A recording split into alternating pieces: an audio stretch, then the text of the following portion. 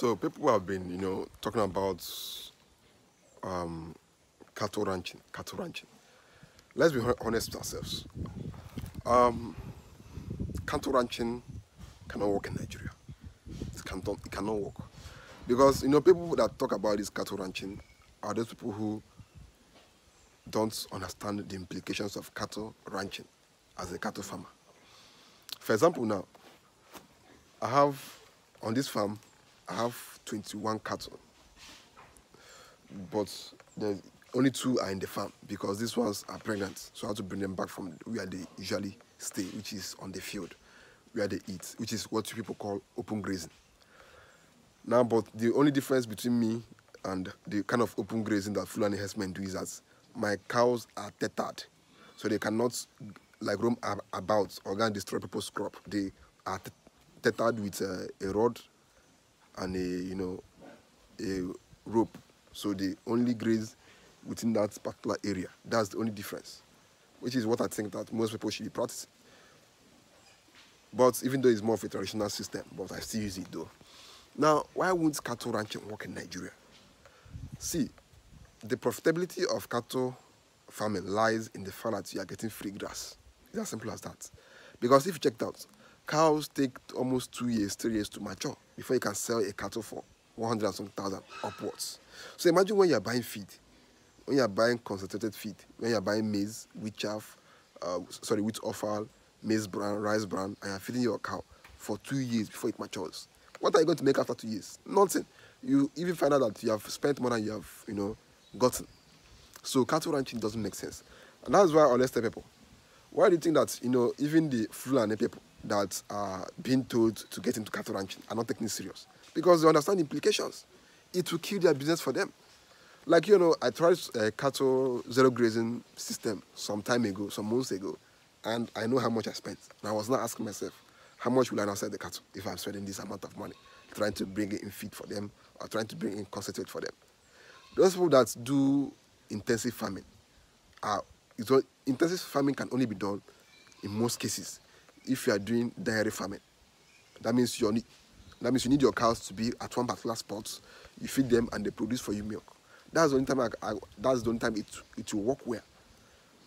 Otherwise, if you are producing beef cattle, even the Americans are trying to produce cattle breeds that can survive solely on grass. Cattle breeds that don't deserve, to be given maize or concentrates. They want their cattle to be fed on grass because that is how God designed cattle to be.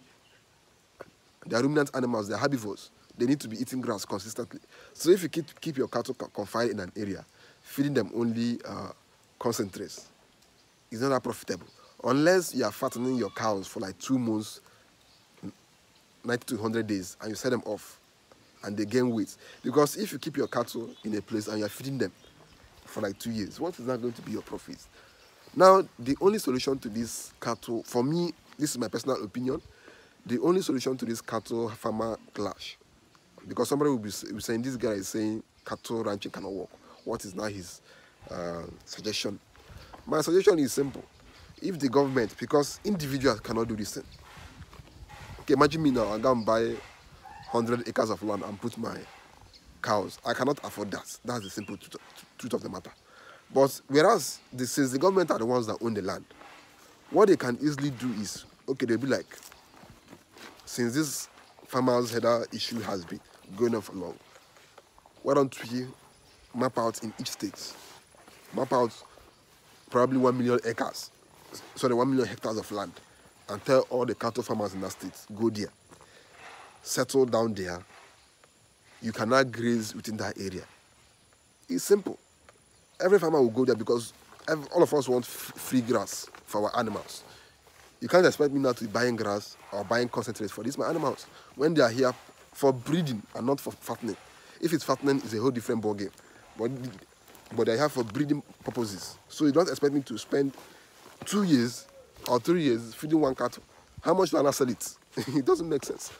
Feeding one cow or one bull. How much do I not sell it? That's why when you talk about cattle ranching to these Fulani herdsmen, in fact, they will laugh at you. Because they know that even the president who is in Aso Rock knows that cattle ranching cannot work. It cannot work. Buhari is a cattle farmer. He understands what I'm saying. It's only when you are into cattle farming that you know what I'm talking about. It doesn't work. Cattle ranching cannot work. And it's not even a matter of ethnic, whatever. I'm Igbo, and I'm saying this thing because I'm into cattle farming. And I'm into cattle farming. And this, my cattle self don't even eat as much as the Fulani cattle. So that's to tell you what it means. So it doesn't really make sense when people give advices on what they don't understand. It's expensive to run an intensive system. It will probably kill the business. It will kill the business of cattle farming in Nigeria. If they do like that, most of these poor Fulani people will not like to raise cattle because it will become too expensive for them. So I think that is the solution to this cattle farmers headache that is always happening. So that's it. So that's it on today's video. See you people in the next video. Peace.